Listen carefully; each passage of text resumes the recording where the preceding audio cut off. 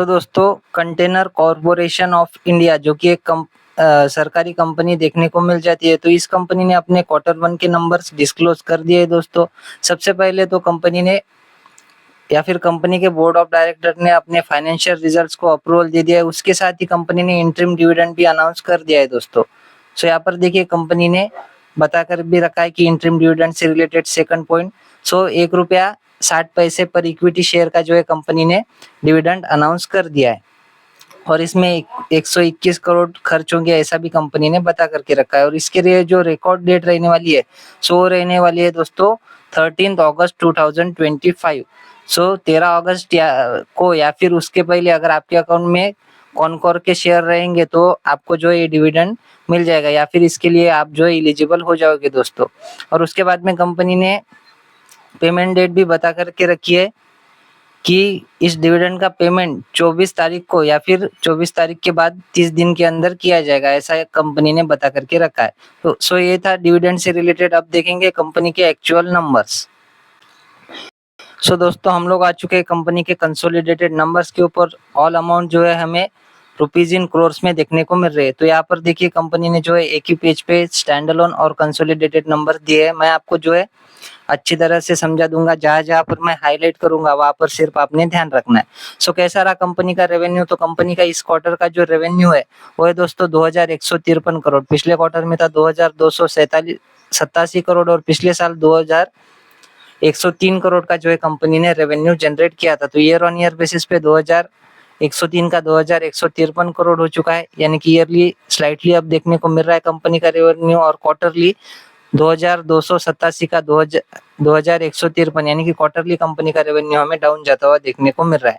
Other income की बात करें तो कंपनी की अदर इनकम हमें ईयर ऑन ईयर तो बढ़ती हुई देखने को मिल रही है, लेकिन क्वार्टर ऑन क्वार्टर कंपनी की अदर इनकम में भी हमें गिरावट ही देखने को मिल रही है। अगर बात करें कंपनी के टोटल इनकम की, सो इस क्वार्टर की कंपनी की टोटल इनकम देखने को मिल रही है 2248 करोड़। पिछले क्वार्टर में थी 2416 करोड़ और पिछले साल 2196 करोड़ की कंपनी की टोटल इनकम देखने को मिल रही थी। तो अगेन जो है ईयर ऑन ईयर अच्छा परफॉर्मेंस है, क्वार्टर ऑन क्वार्टर हमें अच्छी खासी गिरावट कंपनी के रेवेन्यू में भी देखने को मिल रही है।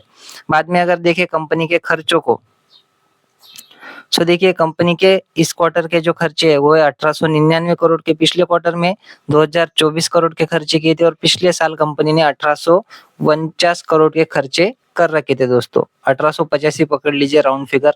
1850 के 1899 हो चुकी है। ईयरली भी खर्चे बढ़ते हुए देखने को मिल रहे हैं और क्वार्टरली 2024 करोड़ के खर्चे घटकर 1899 करोड़ होते हुए देखने को मिल रहे हैं। तो क्वार्टरली खर्चे घटे, जो कि एक अच्छी बात होती है। इससे क्या होता है कि कंपनी का जो प्रॉफिट है वो बढ़ने की चांसेस बढ़ जाते हैं दोस्तों।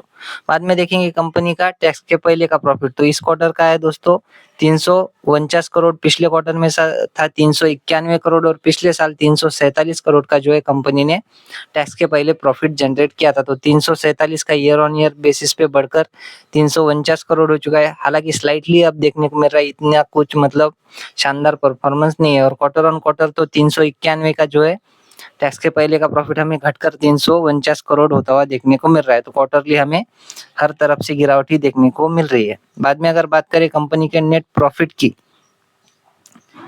एक मिनट में यहाँ पर हाईलाइट कर लेता हूँ, मतलब आपको भी समझ में आएगा। देखिए, ये जो है कंपनी का नेट प्रॉफिट ये हमें देखने को मिल रहा है। इस क्वार्टर का नेट प्रॉफिट है कंपनी का 267 करोड़। पिछले क्वार्टर में था 298 और पिछले साल 259 करोड़ का कंपनी ने नेट प्रॉफिट जनरेट किया था। तो 259 का 267 हो चुका है। ईयरली अच्छा परफॉर्मेंस है और क्वार्टरली 298 का 267, यानी कि क्वार्टरली यहाँ पर भी हमें गिरावट ही देखने को मिल रही है।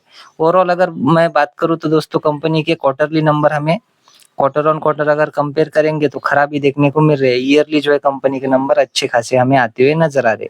बात करें ईपीएस की, तो इस क्वार्टर के जो कंपनी का ईपीएस है वो ₹3.51। पिछले क्वार्टर में ₹3.92 था और पिछले साल ₹3.41 का ईपीएस कंपनी ने जनरेट किया था। तो ₹3.41 का ₹3.51 हो चुका है। ईयरली अच्छा ही परफॉर्मेंस देखने को मिल रहा है। क्वार्टरली ₹3.92 का ₹3.51, यानी कि क्वार्टरली यहाँ पर भी हमें गिरावट ही देखने को मिल रही है। ओवरऑल कंक्लूजन क्या है दोस्तों की कंपनी की ईयर ऑन ईयर बेसिस पे नंबर तो हमें अच्छे देखने को मिल रहे हैं नेट प्रॉफिट वाइज।